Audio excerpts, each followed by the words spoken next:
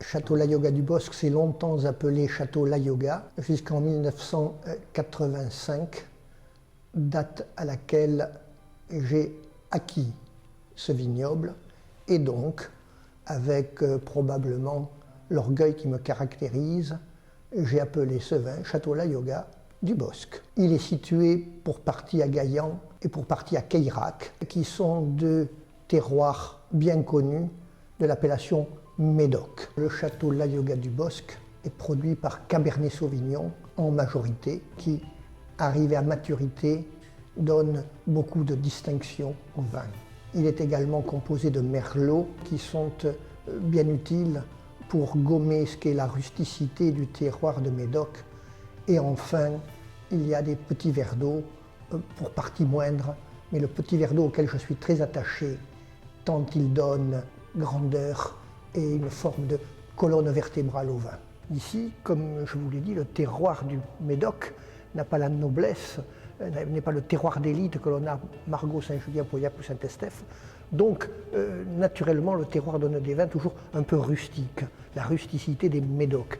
Eh bien, je gomme cette rusticité en assurant à mon vin un élevage à la bourguignon.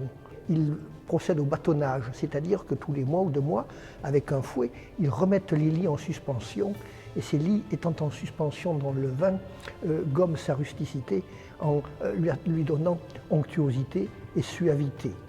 Ici, on a monté un système de ce qui s'appelle Oxline, qui permet tous les mois de mettre les lits en suspension en tournant la barrique. La vue de ce vin incite à aller beaucoup plus loin parce que sa couleur est légère mais belle.